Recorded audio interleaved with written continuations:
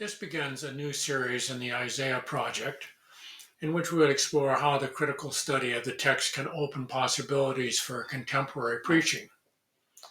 This new series will be called Can Isaiah Preach? Christmas 2024.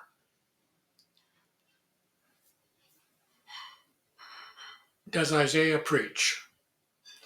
When I was a very new priest in my first charge, I developed a relationship with a crusty old Methodist minister who was in what was likely his last charge. We were both exiled, as it were, to a small northern Iowa community. Surprisingly, we found a common interest in the critical conversation about the biblical text. But at the end of such heady discussions, he would look at me and say, "But Michael, will it preach?" So it has happened that this question of his has haunted whatever sidebar of scholarship I maintained in my pastoral life before or after my retirement, including in these late studies of the Isaiah scroll. And I can think of no better place to respond to this challenge than with the preaching of Christmas. I admit that this last Christmas, I heard little of Isaiah in the preaching. But I did note that it was not the fault of the lectionary. I attended midnight mass at our cathedral and then morning mass in my parish church. And I was struck by the fact that the first lesson for both of those services was from Isaiah, and that together those two selections from Isaiah offered a preacher a vast sweep of the making of the Isaiah scroll, a process of some 350 years, and the unifying vectors that travel through those 66 chapters. The first of these Christmas readings is from the earliest level of the scroll, chapter 9, familiar not a little because of Handel's setting it to music as part of his Messiah. For a child has been born for us, a son is given, authority rests on his shoulders, and he is named Wonderful Counselor, Mighty God, Everlasting Father, Prince of Peace. The second reading for the morning mass comes from the end of the scroll, chapter 62. And there we read, "Say to the daughters of Zion, see, your salvation comes. His reward is with him, his recompense is before him. They shall be called the holy people, the redeemed of the Lord. And you shall be called sought out, a city not forsaken." The lectionary makes us see that amazing unity of the Isaiah scroll, which argues from the beginning for a transformation of the monarchy, which in turn would work a transformation of the community in order for it to be able to survive the rise of the imperial state. Assyria was the first of the world empires, and its existence began the transformation of a world from an ancient pattern that had existed for an extremely long time of local communities. With that as a start, it would not be difficult to connect them with the two Christmas Gospels. The first being the birth narrative of Luke, which is carefully dated to a decree by Augustus, the emperor of the last great empire. And the second being the poetic prologue of John, daringly eternal, envisioning the Word coming into the world. I was so startled by this realization that I began to imagine how I would preach them. But where? The Cathedral of the Holy Imagination, one of my favorite places, is always available. And there, time will oblige us. So it'll not be too late, even though the wreaths have been taken down and the tree is out the door. The sermon in my head would consist of two paired questions. The first would be, who is he? And the second, who are we? We will look into a looking glass darkly in search of him until at some point it reflects back and all of a sudden we find ourselves looking at ourselves.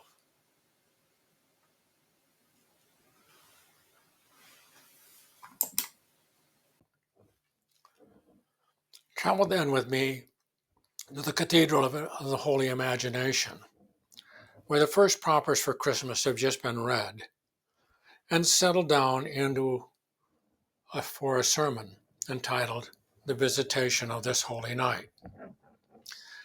The vision of this holy night, gathered as we are around an ancient stable, grasp hold of a text out of our first reading, Isaiah 9:5. For unto us a child is born, a son is given. We know it well from Handel's Messiah, and we probably can complete it from memory, so powerful is that music. Wonderful Counselor, Mighty God, Everlasting Father, Prince of Peace.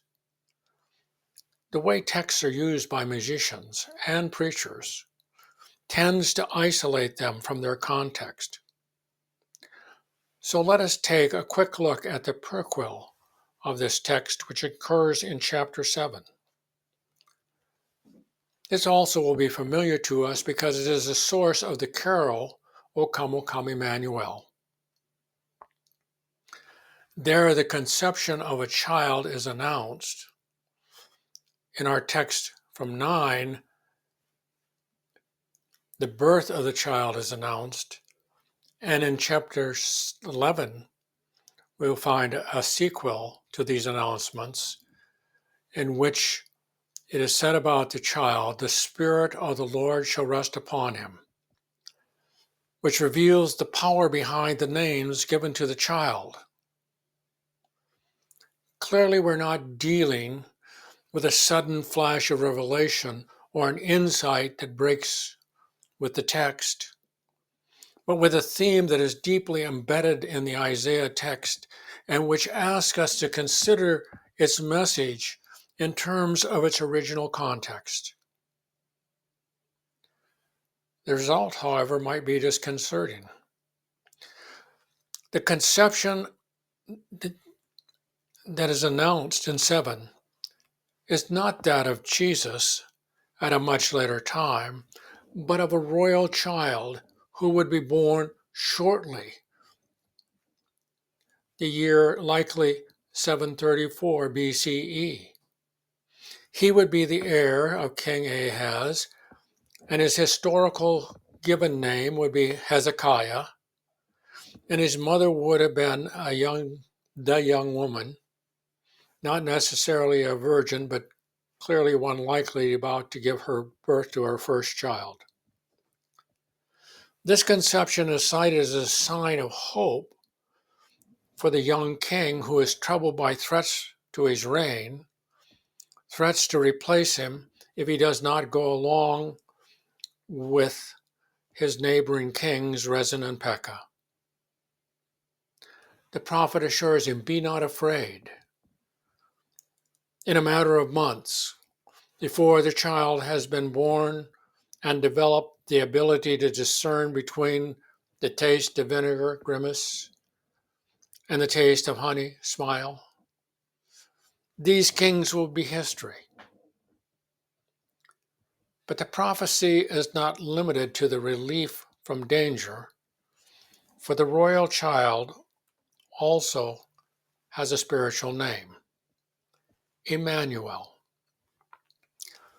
This child would have the role of making God present among his people. This is the beginning of an effort on the part of the Isaiah school to theologize the monarchy of Judah and Jerusalem. Chapter 9 takes it step farther. For unto us this child is born. This person's attributes have been named: Wonderful Counselor, Mighty God, Everlasting Father, Prince of Peace. Literal commentators will take these as divine faculties that would turn the person into a myth. Liberal commentators pass him off as hyperbole, the political exaggerations, rhetorical exaggerations, which would turn the person into a placeholder for higher ideals. It is true that the impetus for these names came from the mythic claims behind the kings of Assyria and from the hyperbole of their political rhetoric of these very kings. But I would say to you that the author of the text did not reply in kind, but forged a new line which is properly understood as a theology about the way God works through the human person. We are, or are on our way to becoming incarnational. Wait, you'll say, don't we often hear it said that the prophets of old predicted things that would happen in the latter days involving Jesus Christ? But I tell you that the mental acrobats required to contend that an 8th century BCE prophet predicted the birth of a 1st century Messiah are precisely the mental acrobats which would turn the Messiah into a myth, undoing the theological language of incarnation. The path from the former is not magical,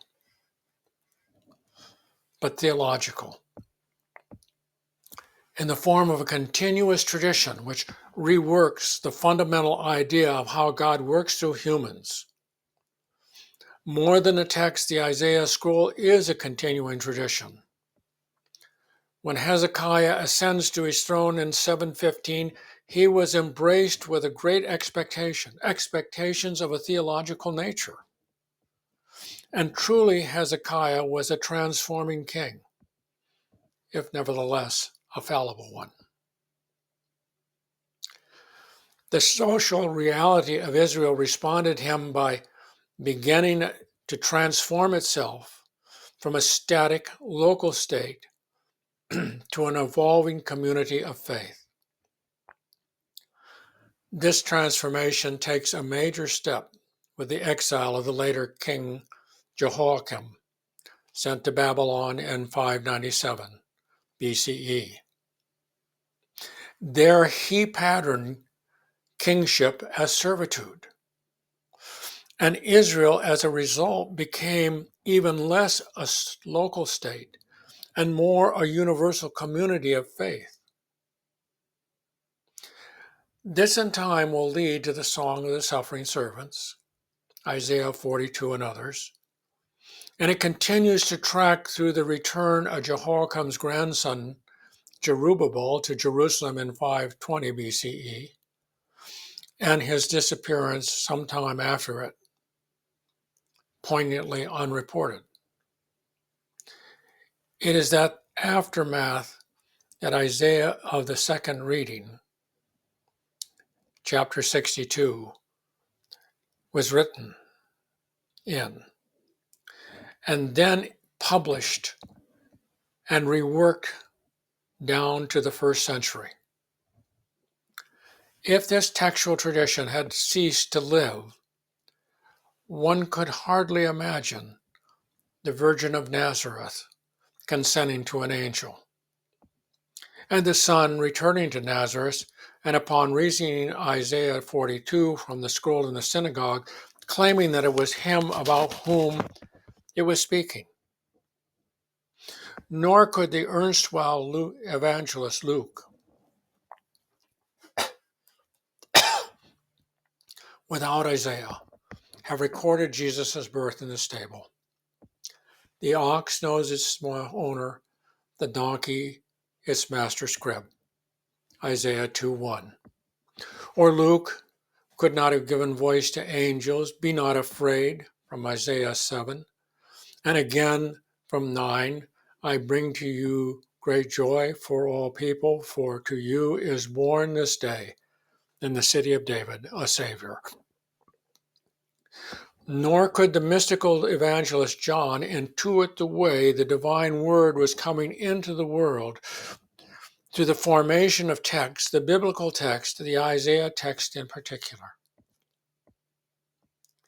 And did not those names, Wonderful Counselor, Mighty God, Everlasting Father, Prince of Peace, launched by the Isaiah text on a search for a person upon whom they could rest, after hovering over a Hezekiah, a Jehoiakim, a Zerubbabel, came to rest upon the child laying in the manger in the stable of Bethlehem.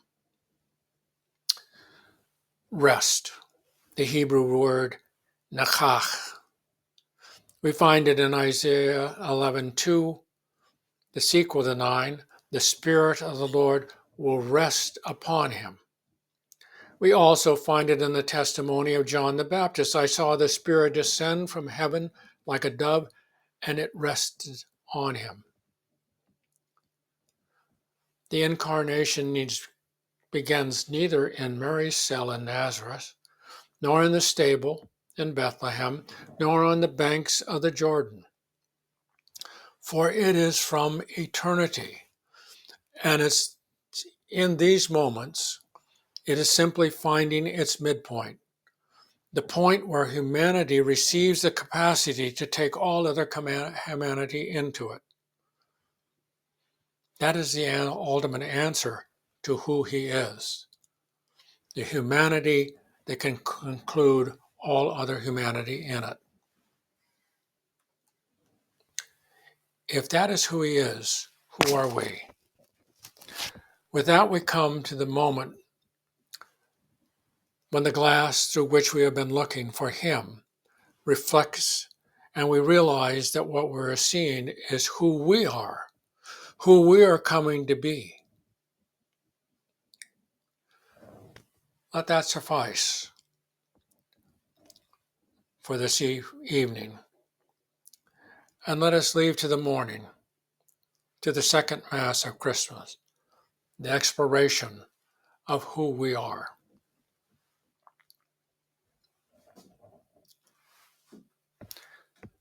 Now I ask you to travel in time to the next morning, at the point where the lesson for Christmas 2s have just been read, and the elder is continuing his sermon with part 2, which bears the title, Reflection in the Morning Light. In the name of the Father, and the Son, and the Holy Spirit. We are gathered for the second Mass of Christmas, the Little Mass, which I often thought of as the Bob Cratchit Mass. With the light of Christmas morning, the vision of Christian Christmas is actually expanded, and it's a lovely, wonderful little time. And I'm thankful for your presence as it allows me to continue what I began last night. There I tried to provide you an answer to who he is, which I suggested would become at a certain point, the question of who we are. The second text from Isaiah, to which we have listened, as our first lesson, comes to our aid. It is from chapter 62, late in the Isaiah scroll, 50-some chapters late, 350-some years late, and that suggests that this text is something like a last word in a long process. We pointed out last night that the process began with a focus on an individual that was coming, on an Emmanuel, announced in chapter 7, further explicated in chapter 9, and again further defined in chapter 11. There we are told the Spirit of the Lord shall rest upon him. Our text this morning, however, is focused on a community. Say to the daughter of Zion, that is to Jerusalem, see that your salvation comes. his, that is, God's reward is with him, and his recompense proceeds before him. They, the community that surrounds Jerusalem, shall be called the holy people, the redeemed of the Lord. And you, Jerusalem, shall be called sought out, a city not forsaken. How did we get here? We began by following the effort of the Isaiah school in its theologizing of the monarchy. For them, the more vested the king was in a theological end, the more the community of state, centered as it was in location, became a community centered on faith, dispersed and capable of being anywhere, anytime. In the ancient world, several thousand years of it, communities were always local entities. There was, as there is, was not, as there is for us, world news. A day's walk was 18 miles, and only a few strayed further than that. Gods were local, tied to hilltops, trees, a spring, a cave. This orientation to locality is illustrated in the story of Naaman the Syrian, who came to Israel to be healed of his leprosy. Healed, he took home a box of soil so that he could pray to the God, Yahweh, who had healed him. Yahweh was a local deity, attached, as it were, to the soil. This ancient pattern was suddenly being upset by the rise of empire. One's life was being shaped by powers projected over hundreds of miles. Local kingdoms could not survive. As the king of Assyria had boasted, I erased borders. The local kingdoms that surrounded Judah, Ammon, Moab, Edom, Philistia, progressively disappeared from history, saved as footnotes in Israel's history and by the effort of archaeologists to somehow uncover them. Judah was uniquely different in that its voice, however constrained, never ceased, and its traditions were never lost. That is not a little due to the Isaiah scroll. It was arguing from the beginning for Israel to experience itself as a community based on a universal transcendent God. And the corollary of a transcendent God is a non-local community whose bond was not land, but faith. The constraints that Israel suffered at the hand of the Assyrians in the 8th century, including the chokehold at the siege of 701, changed it, but did not end it. The strategy of change, of transformation, was further tested with a succeeding empire. The Babylonian Empire in the 6th century, the Babylonians actually did put an end to the local state. The community in exile, particularly those around King Jehoiakim in Babylon, lived now only as a community of faith. In time, the fortunes of the empire provided it with the opportunity to reconstruct the state in Judea and Jerusalem. It is, however, important, both for Jews and for Christians, to see that the state never replaces the faith community, that the debt flows from the state to the faith community, not the other way around. I hesitate too strongly about how that principle applies to the current relationship between the dispersed community of Israel and the present state of Israel. But I am not hesitant to speak to the current state of the relationship between the Universal Catholic Church and Christian nationalism. How have we failed to learn the lesson Isaiah taught? Community is prior to state. The Isaiah school participated in the 5th century restoration of the state of Israel. As it had hoped in Hezekiah, it hoped in the branch Babylon, Zerubbabel. He was to be the very servant king which would constitute a servant people. As was the case with Hezekiah, the young pretender fulfilled the vision of a servant king, but also failed it. The struggle of the faith community and of the renewed state in the late Persian Empire was fraught with difficulty and disappointment. The heir disappeared from history without a trace. Perhaps it was just too painful to remember how that happened. Even so, the Isaiah school expanded its vision of the suffering servant, with messianic coloration, which would be the source of a servant community with a mission to the whole world. Isaiah 2:3. For out of Zion Torah shall go forth, and the word of God from Jerusalem.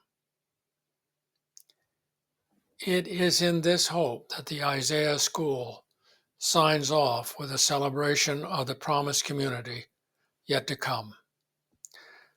Say to the daughter of Zion, see, your salvation comes. His reward is with him and his recompense before him.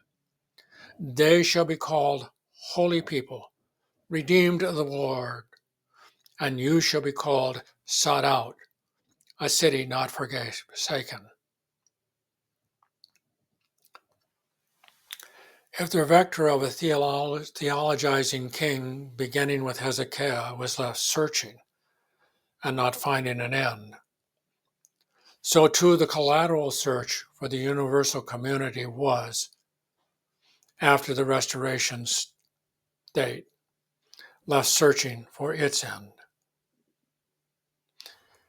In the 1st century, its search came to Mary in Nazareth, to John in the wilderness, to Jesus descending the Jordan, descending to his destiny as the ultimate servant, and to those who would be incorporated in him to be the universal community. This is what we are or should be becoming. Indeed, the incarnation is not finished with us. This is who we are, the holy people, the redeemed of the Lord. And our Zion shall be called sought out, a city not forsaken.